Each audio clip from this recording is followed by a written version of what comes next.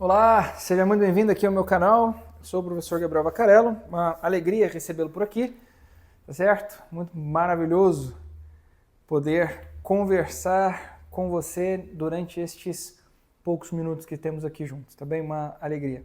Muito bem. Hoje eu quero conversar a respeito de um tema que eu julgo ser de extrema importância. Eu nomeei como bebês reborn aqui embaixo. No entanto, eu quero usá-lo como desculpa para falar de uma outra coisa, de uma outra realidade que eu vou explicar já, tá bem? Que é o seguinte, veja, nós temos visto, né, algumas pessoas que dão indícios de algum tipo de anomalia psíquica, tá bem? Quando nós vemos as notícias de pessoas levando bonecos para o hospital, né? Dizendo que precisam passá-lo com urgência porque ele está com problemas respiratórios. Pessoas pegando fila preferencial no mercado com um boneco no colo, dizendo que precisam passar porque está com um bebê no colo. Pessoas fazendo enfermeiras perder tempo de trabalho, dando injeção num pedaço de plástico. Não é isso? Pessoas gastando rios de dinheiro com uma festa de aniversário para um boneco, né? Pessoas pagando para fazer o parto de um pedaço de plástico, não é isso? Enfim, são de fato atitudes que revelam uma espécie de psicopatia, não sei, tem alguma, não no sentido que esse termo tem lá no DSM, mas por isso que eu usei anomalia psíquica no início, né? Mas há algum tipo de, assim, deformidade, não é possível no aparelho psíquico dessas pessoas, entende? A coisa não está funcionando legal. Por que razão a coisa não está funcionando legal? É evidente, veja só. Quando nós olhamos para as crianças, e aqui está a vantagem de ter filhos, tá certo? Nós percebemos ao longo da infância das crianças, sobretudo das meninas, nessa fase de primeira infância, né? Fase de bebê, primeira infância, bebê ainda não brinca tanto, mas primeira infância e tal. E depois, conforme ela vai crescendo, ela vai se desenvolvendo nesses aspectos, né? Desenvolvendo certas virtudes que lhes são naturais pela sua feminilidade e que vão sendo demonstradas através, veja só, de certas brincadeiras enquanto ela ainda é uma criança. Veja, eu tenho uma filha de 1 ano e 7 meses e uma outra filha de 2 anos e 7 meses. A minha filha de 2 anos e 7 meses diz que ela tem a neném dela, e ela pega a neném dela, ela troca a fralda da neném dela, que é a mesma fralda que ela tira e bota outra vez. Ela troca de roupa da neném dela, mas ela sabe que aquilo é uma boneca. E é por isso que ela larga a boneca jogada do lado de fora, entendeu? Dentro de uma caixa. Ela tem noção de que ela está brincando com uma boneca e chamando de neném numa espécie de analogia, ok? Ela olha para algo que existe na realidade que se chama, em primeiríssima mão, neném, tá certo? Bebê, né? E ela atribui por certas qualidades meramente materiais, ok? No sentido de estético mesmo, porque a matéria-prima utilizada não é nem a mesma. Para um você tem plástico, tá certo? Não é isso? E no outro é um corpo humano, com tudo o que, né, as exigências físicas possuem. E aqui nós temos um pedaço de plástico num formato, numa aparência estética de um bebê, tá certo? E uma criança, quando olha para aquilo, sabe diferenciar que isso aqui possui uma aparência, mas não possui forma. Possui matéria. Não no sentido, veja só, não no sentido próprio da matéria da qual um corpo humano se vale para ser um corpo humano, mas de uma outra matéria, que só tem o formatinho. O formatinho, qual é o formato? O formato, uma cabeça grande, um corpinho, não é isso? Cabeça geralmente carequinha, compreendeu? E a criança sabe fazer uma diferenciação. É intuitivo, é natural que a criança saiba fazer uma diferenciação entre o que parece e o que verdadeiramente é. Olha que curioso. Se uma criança consegue fazer isso, parece que no estado mais puro da inteligência, nós já temos em nós a capacidade de fazer uma diferença entre o que parece e o que verdadeiramente é. Ora, pomba. Compreende ou não? No entanto, veja, existe uma dificuldade na contemporaneidade entre fazer uma distinção quanto a um fenômeno e um ser, ok? E a essência, né? Eu não vou utilizar termos kantianos, né? Fenômeno e númeno, porque Kant é palavras de Olavo de Carvalho, não minhas, tá? É um idiota, ok? Então, eu vou me utilizar de termos tomistas, né? A gente consegue fazer uma distinção entre matéria e forma. Eu me lembro da minha esposa me contando que quando perdeu o avô, ela teve uma experiência muito curiosa. Apesar dela não ter ideia da profundidade da doutrina da igreja a respeito da morte, na época. Apesar dela não ter ideia, ok, da explicação aristotélico-tomista sobre as causas materiais e formais, tá certo? Quando ela esteve no velório do seu avô, ela disse, é muito curioso, mas estava lá, um corpo, mas eu sabia que meu avô não estava ali. O que é isso?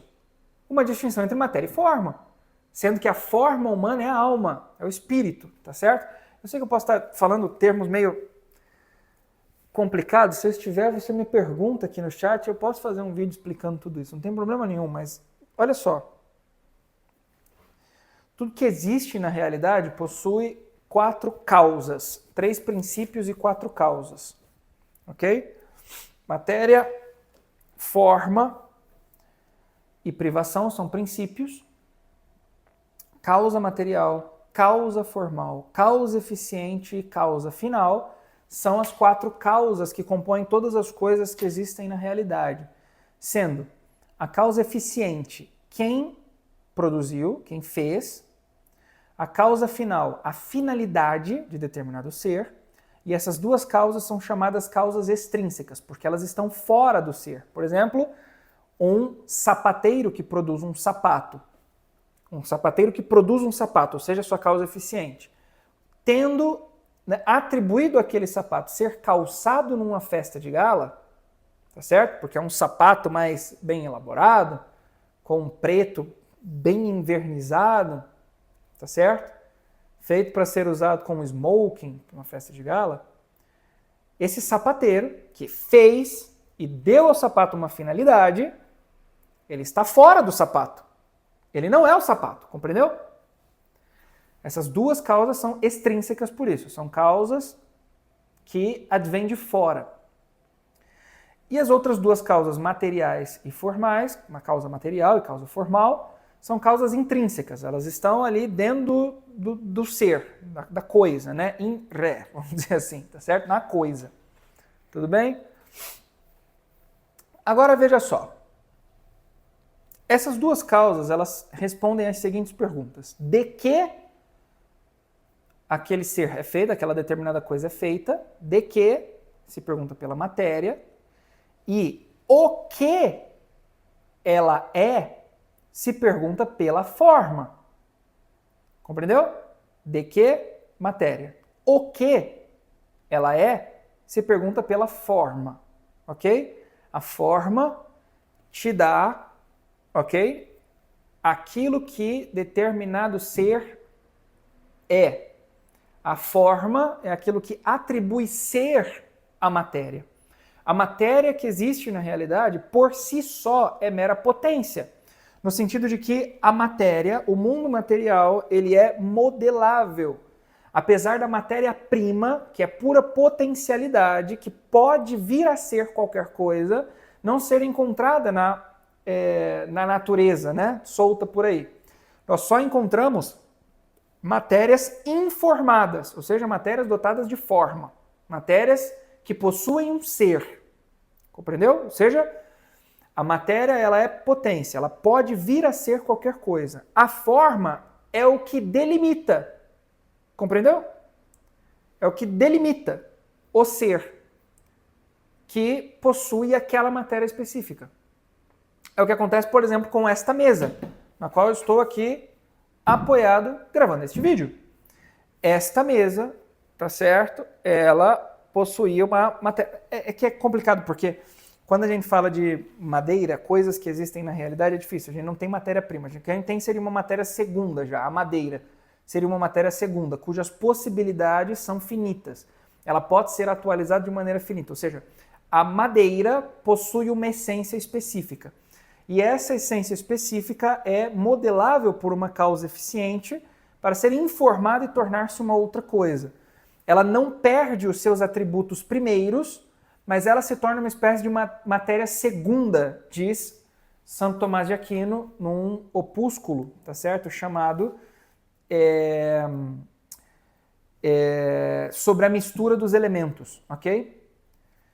O que significa isso? Dizer que é uma espécie de matéria segunda, é dizer que ela possui os elementos dispostos de tal forma que eles só podem ser, tá certo? Informados de uma determinada forma. Veja, ela não perde os seus atributos, as suas características, mas os seus atributos e características essenciais são destinados àquela forma que lhe foi atribuída. Ou seja, a madeira, que antes era árvore, foi cortada e quando é modelada em formato de mesa, aqueles atributos próprios da madeira, do tronco da árvore, não são perdidos. A madeira continua aqui. Eu preciso, né, lixar, invernizar de vez em quando, compreendeu? Né? Passar um verniz, não preciso lixar e invernizar sempre, mas às vezes eu preciso lixar e passar aqui uma cera, porque a minha mesa especificamente cera, né? Devia ter comprado invernizada, devia, mas é isso aí, compreendeu? Ou seja, os atributos continuam aqui. Preciso, né, pura e simplesmente olhar para ele de acordo com aquilo que lhe foi dado depois, por uma outra causa eficiente, a saber, o marceneiro, que pegou esse negócio aqui e transformou numa mesa. Deu para entender? Tá bom, então espero que sim, né? Espero que eu não esteja falando grego, hebraico, copta, sei lá, entendeu? Mas tá bom, deixa eu ver se tá gravando aqui ainda. Vamos lá. Por que eu estou dizendo tudo isso? Porque essas distinções, elas são naturais. Eu não preciso te contar, eu estou te dizendo tudo isso para você entender que já teve gente que pensou isso aqui. São Tomás pensou sobre isso, né? Aristóteles pensou sobre isso. Mas veja que isso é natural. A gente olha para isso aqui, eu sei, isso aqui é uma madeira, né? Uma madeira de demolição, mas que originalmente veio de uma peroba, tá certo? Uma árvore, peroba, tá certo? Eu sei disso, uma madeira boa, madeira nobre. Aqui o piso do meu escritório é também uma peroba rosa, coisa mais linda do mundo, tá certo? Tá aqui, bonito, lindo de ver, lindo de morrer, né? Tá bonito.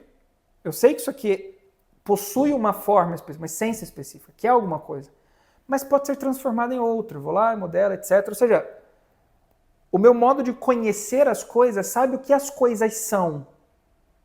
É isso? A maneira como elas são feitas. Eu entendo as causas numa apreensão imediata. Isso é só uma descrição. Veja, as descobertas, né, filosóficas feitas por Aristóteles, elas não são, por assim dizer, invenções da mente, né?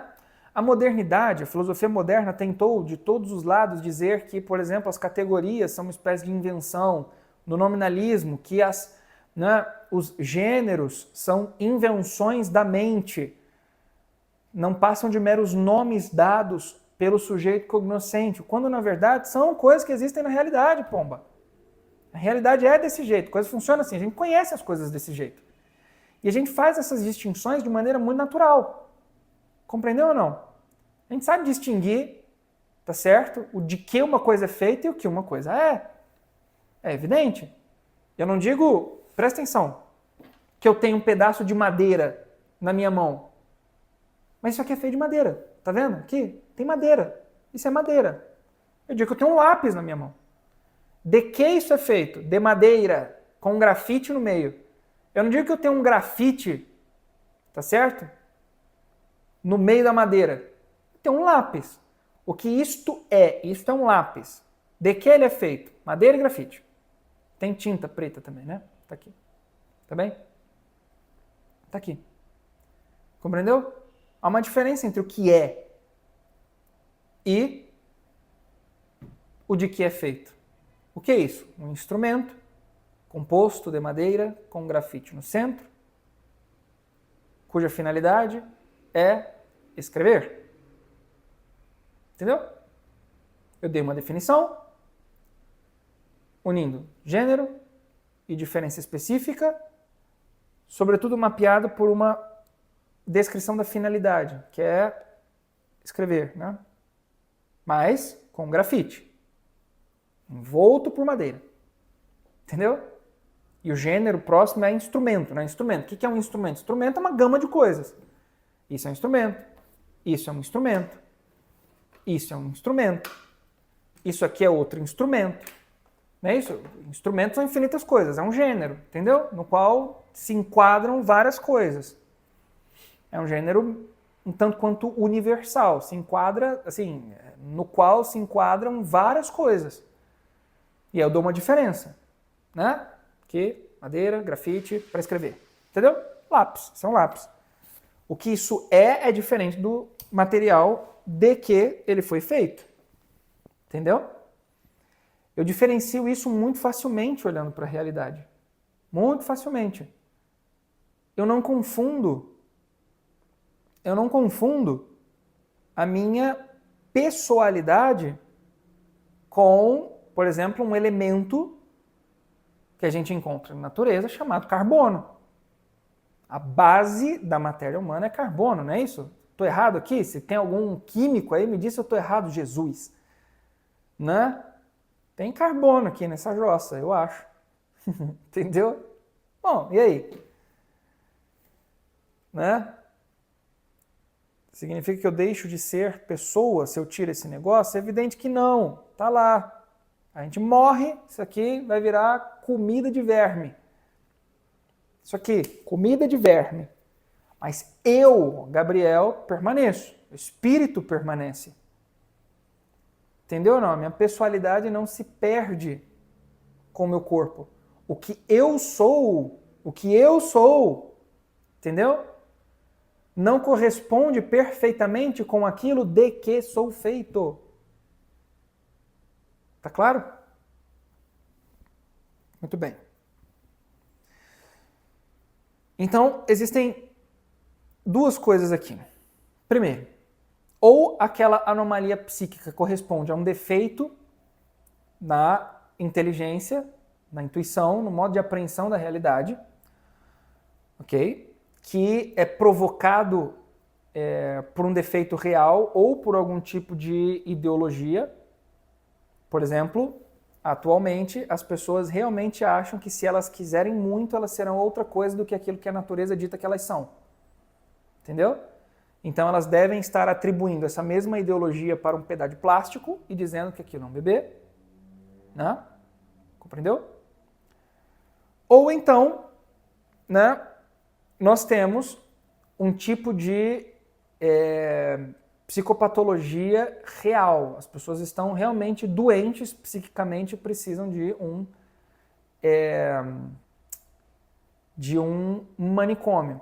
Tá bem? A gente precisa abrir um Arkham Asylum, né? Um asilo Arkham aqui. Sei lá, tem um monte de Coringa e Arlequina por aí. Não é possível, entende? Povo doido. Tem um personagem do Batman que se chama Scarface. Quem é o Scarface? O Scarface é um boneco de ventriloquismo. Ventriloquia? Eu não sei como é que se diz. É um boneco que pertence a um ventríloco, que é um vilão que se chama ventríloco. E tem o Scarface. Ele é o chefe da máfia. É o boneco. Tem um corte na cara, por isso que ele se chama Scarface. Ele tem uma metralhadora.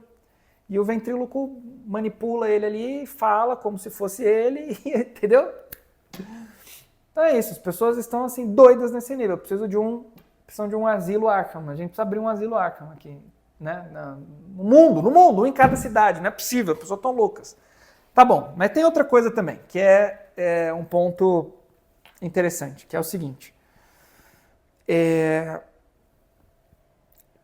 Bom, existem vários pontos, na verdade, né? Do tipo, falta-se com a caridade para gastar um monte de dinheiro com esse tipo de gente, com esse tipo de coisa, né? Com boneco e tal. Mas tem um ponto interessante aqui que eu queria comentar, que é o seguinte, veja... Eita, molhou o livro aqui, desculpa aí.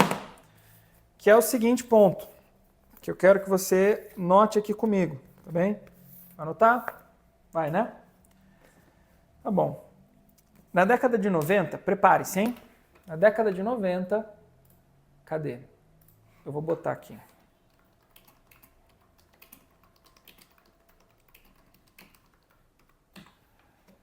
Na década de 90, foi isso? Quando foi?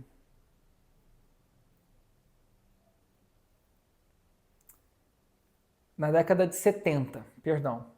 Na década de 70, um publicitário falido chamado Gary Dahl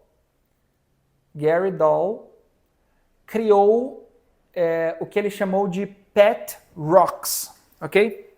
Pet Rocks. Eram pedras, rock é pedra em inglês, hein? Pedras que serviam de pets, ok? Ele vendia pedras normais, uma pedra. Ele pegava uma pedra e embalava. E ele vendia como se fossem bichos de estimação. A propaganda é a seguinte, que elas não dão trabalho nenhum. Tá certo? Você não precisa limpar cocô, você não precisa dar comida, você não precisa gastar com pet shop. Compre a sua pedra de estimação já. Venham com um manual de treinamento e com um ninho dentro da caixa. Você bota lá e pronto. Ele vendia cada pedra por quase 20 reais. Evidentemente ele vendia em dólar, mas isso aproximadamente dava 20 reais. Sei lá, devia vender a uns 3 dólares na época, 2 dólares na época. 4 dólares, acho muito. Não sei se na década de 70 estava tão embaixo o real. Não sei exatamente, mas não era real na época ainda, né? O ano real só veio em 90. Mas ele vendeu 5 freaking milhões de pedras, maluco. Ele vendeu 5 milhões de pedras. Aí você multiplica 5 milhões de pedras por 20 reais, quase 20 reais cada uma, redonda aí, né? 20 reais cada uma, você tem 100 milhões de reais. Tá bem? O cara fez uma fortuna miserável vendendo pedra. Tá bom? Só para te dizer que ele fez uma fortuna enorme vendendo pedra. Como se fosse pet. E hoje a galera tá fazendo uma fortuna vendendo um pedaço de plástico modeladinho como se fosse bebê. E as pessoas estão comprando, e ela não só vem com um ninho, mas ela vem com parto, tem que levar no médico, compra bercinho, compra pomadinha, mamadeira. Entendeu? Sabe o que é isso? Veja, são marqueteiros que souberam tocar num ponto crucial e aproveitar o timing, entende? Do modo de pensar das pessoas vivas no mundo de então. Nós notamos que, evidentemente, as pessoas não estão pensando de maneira normal. A gente viu isso já, acabei de dizer. As pessoas estão ou anormais realmente ou elas estão anormais em sua formação do intelecto. Elas foram mal formadas e não conseguem identificar as coisas como elas autenticamente são. Entendeu? Então você aproveita disso e faz uma propaganda baseada nos anseios e nas dores destas pessoas. Você sonha em ser mãe, mas não quer ter o trabalho de acordar durante a noite para dar de mamar? Você sonha em ser mãe, mas não deseja trocar uma fralda suja de cocô e correr o risco do menino mijar na tua cara com o pinto para cima? Você deseja ser mãe, mas não quer ter o trabalho de passar uma noite com teu filho doente no hospital porque ele está passando mal e você com sono, mas tem que estar lá do lado dele? Você sonha em ser mãe, mas não quer ter o desconforto de sair de si mesmo e educar uma criança, ensiná-la a falar, a correr, a brincar, a ler, escrever, pintar, a ser gente, ensinar virtudes morais. Você quer ser mãe, mas você não quer ter virtudes morais de uma mãe? Eu tenho a solução. Compre o nosso bebê reborn. Tá legal? E seja finalmente a mãe que você tanto sonhou, que tem o que parece um bebê, mas não é. Parece, tá certo? Parece bebê. Tem um formato de bebê. Foi feito para, né, o mais perfeitamente possível parecer um bebê. Mas não é um bebê. Entendeu? Não é um bebê. Então, tem esse negócio aí em teus braços e pronto. Tá tudo realizado. O que você acha? Acho ótimo. Comprei. Olha que maravilha. Muito bom, é assim que as coisas funcionam. Temos mais uma empresa milionária vendendo uma idiotice para um bando de pessoas idiotizadas. O que vocês acham disso? Eu acho triste, no fundo, né? Veja, eu não estou dizendo que os bebês reborn não têm utilidade em si, deve ter alguma, né? Tipo, fazer um filme, uma peça de teatro. Tem lá alguma utilidade. Você compra um negócio desse para fazer um filme. Eu já vi gente comprando isso para fazer um filme. Tudo bem, compra um negócio e faz um filme. Tá certo? Para a gente não usar um bebê como ator, um bebê real lá, correr o risco de sair correndo com ele no braço. Bota um boneco lá, mais perfeitamente possível feito ali, né? Deixa ele no braço, sai correndo, é uma coisa maravilhosa. Né? Tá tudo ótimo. Mas, meu Deus do céu. Nós estamos revivendo o que as pessoas da década de 70 experimentaram. Comprando a quase R$20 uma pedra achando que é um pet. A única diferença é que nós estamos desumanizando o ser humano. Já é triste trocar um ser dotado de sentidos, não é sentido de vida, hein? Dotado de sentidos, ok? Paixões e tal, instinto, por um ser inanimado, um ser que é vivo por um ser inanimado. Mas é ainda mais triste trocar um ser que é espiritual, entende? Que vive para sempre. À medida em que nasceu, jamais morre por um pedaço de plástico, por outra coisa que é inanimada. Ontem eu estava conversando com um seminarista, lá no seminário, depois da missa, ele veio conversar comigo e ele me disse uma coisa que eu achei muito bonita. Ele disse o seguinte, que estava meditando sobre a família, porque o irmão dele casou tem pouco tempo, ele ficou meditando sobre isso, etc. E disse assim, sabe que imagina uma família tem 8 filhos, assim, 8 filhos santos. Os 8 vão para o céu. E aí os 8 vão dar glórias a Deus por toda a eternidade. E serão eternamente gratos pelos pais que lhe deram a vida. E eles só puderam ser santos porque eles foram. Porque o ser lhes foi dado pelos seus pais. Eles serão eternamente gratos aos seus pais diante de Deus porque lhe deram ser e lhe indicaram o caminho do céu. Veja, isso é maravilhoso. Isso é uma reflexão sobre uma realidade que é absurdamente sublime. Sublime.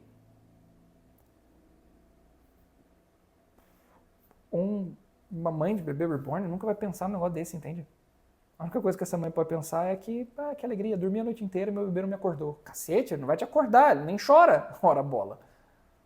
Entendeu? A não ser que você, a doença alcança certos níveis, né, mais elevados. E aí bota lá despertador com som de choro só para dizer que é o bebê que acordou chorando. As pessoas são doidas, não pode duvidar de nada, entende? Mas, pô, que tristeza no fundo, né? O ser humano foi desumanizado. O ser humano tem sido desumanizado, né? Qualquer coisa pode ser chamada de pessoa, né? Porque qualquer coisa é qualquer coisa mesmo. No fundo, como dizia Jean-Paul Sartre, basta existir. A essência é construída com o tempo. Era nisso que ele acreditava, com o seu existencialismo, né? A gente dá ser, cria a essência de acordo com o modo como nós existimos, mas a existência é o que é. A essência não é nada. Então, se eu pego um bebezinho, tá ali, existe, é de plástico, mas eu chamo de bebê. Pronto, a essência foi dada a ele por mim. Isso é doentio, entende? Tem consequências trágicas para a alma humana. As pessoas estão desvirtuadas. Precisa se normalizar, né? Como? Tendo uma família normal, com os filhos normais, com uma esposa normal, vivendo numa casa normal, entendeu? Não há nada de mais extraordinário no mundo do que um marido comum com sua esposa comum e seus filhos comuns. Chesterton tinha razão. Muito obrigado pela tua atenção. Não sei se você ficou até o fim desse vídeo, que foi relativamente longo. Forte abraço, fique com Deus. Nos vemos no próximo. Tchau.